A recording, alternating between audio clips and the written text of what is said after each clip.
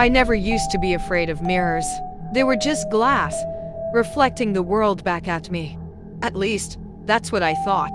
It started with something small, a feeling, like someone was watching me when I stood in front of the mirror.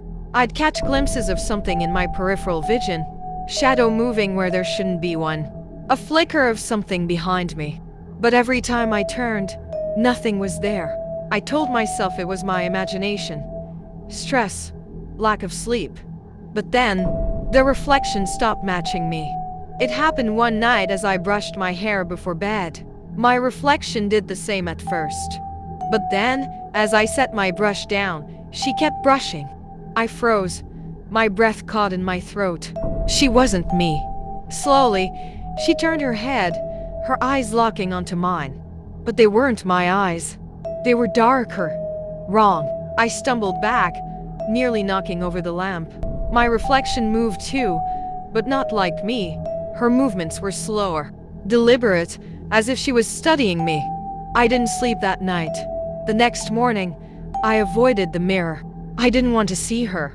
But as I got ready for work, I had no choice. I needed to check my appearance. She was normal again. Just me, staring back. Maybe I had imagined it. Maybe I had just been exhausted. That's what I told myself.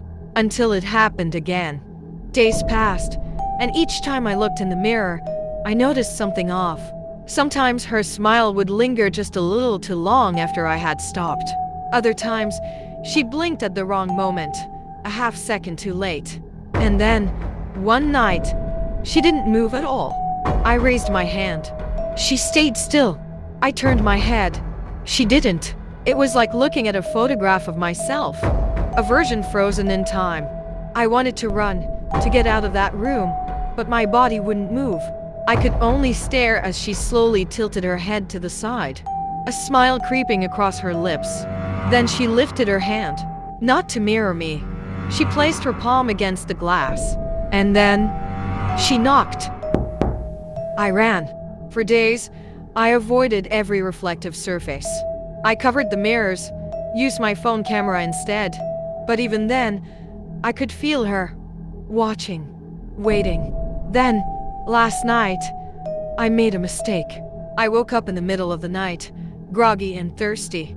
Without thinking, I grabbed my phone and turned on the front camera to check the time.